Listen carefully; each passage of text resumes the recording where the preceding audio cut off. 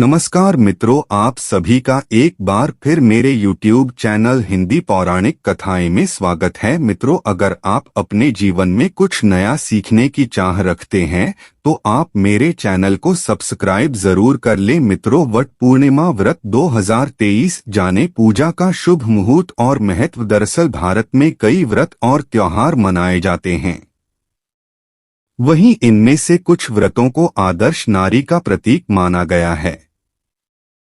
इन्हीं में से एक है वट सावित्री व्रत। वट सावित्री व्रत सभी विवाहित महिलाओं के लिए महत्वपूर्ण माना जाता है, क्योंकि वे अपने पति की लंबी उम्र के लिए इस व्रत को रखती हैं। लेकिन इस वट सावित्री व्रत की कोई निश्चित तिथि नहीं है। कुछ लोक कथाओं के अनुसार इसे ज्येष्ठ चंद्र मास की पूर्णिमा के दिन मनाया जाना चाहिए। वहीं कुछ जगहों पर ज्येष्ठ मास की अमावस्या को वट सावित्री व्रत करने की मान्यता है। हालांकि दोनों का उद्देश्य एक ही है, यानी पत्नीत्व को बढ़ाना। इस साल वट पूर्णिमा व्रत 2023 19 मई शनिवार को है। वट सावित्री व्रत और उससे जुड़े पहलुओं की कहानी इस प्रकार है।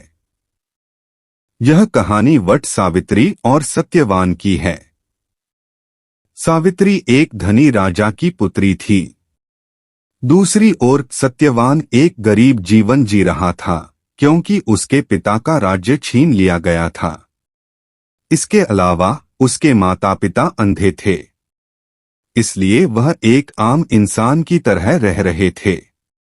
जब सावित्री और सत्यवान के विवाह की योजना बनाई जा रही थी तो ऋषि नारद ने सावित्री के पिता को सत्यवान की अल्प आयु के कारण सावित्री और सत्यवान के विवाह से बचने के लिए कहा। हालांकि सावित्री के आग्रह के अनुसार उसका विवाह सत्यवान से हुआ था। तब सावित्री ने सत्यवान की मृत्यु के लिए नारद जी द्वारा दी गई तिथि से ठीक 4 दिन पहले व्रत किया।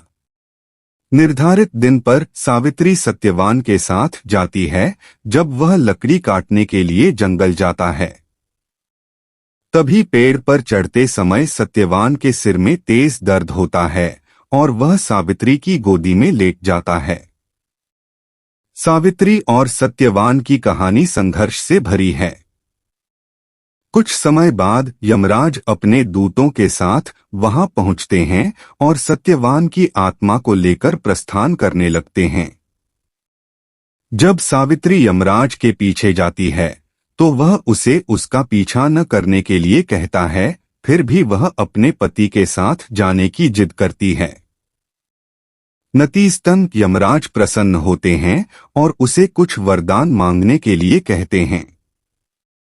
इसलिए सावित्री पहले अपने सास-ससुर की आंखों की रोशनी मांगती है, फिर उनके खोए हुए राज्य की बहाली और अपने और सत्यवान के लिए 100 संतान भी मांगती है।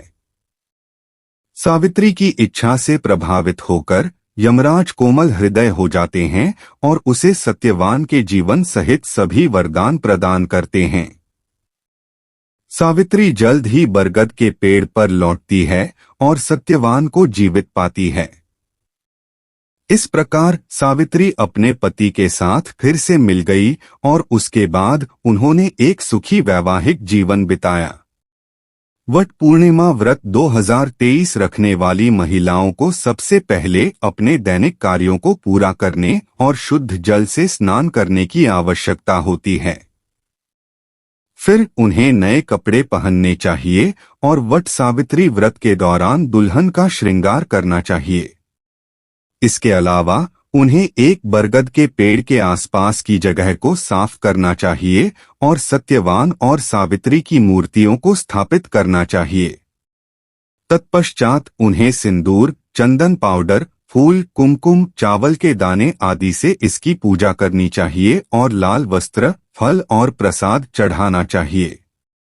फिर उन्हें वट सावित्री व्रत के अनुष्ठान के अनुसार बरगद के पेड़ के चारों ओर धागे लपेटने चाहिए और जितनी बार संभव हो उसकी परिक्रमा करनी चाहिए। इसके अलावा उन्हें सत्यवान और सावित्री की कथा सुननी चाहिए और ब्राह्मणों या जरूरतमंदों को दान देना चाहिए। अंत में उन्हें घर लौटना चाहिए, अपने पति का आशीर्वाद लेना चाहिए और शाम को अपना उपवास तोड़ना चाहिए। वट सावित्री व्रत जैसे त्योहार भी हमारी खुशियों को बढ़ाने के लिए मनाए जाते हैं। सुख के लिए पर्याप्त धन का होना भी एक महत्वपूर्ण घटक है। भारतीय संस्कृति के अनुसार ऐसा माना जाता है कि कई पेड़ों में भगवान का वास होता है, इसलिए उनकी पूजा करना अत्यंत लाभकारी होता है।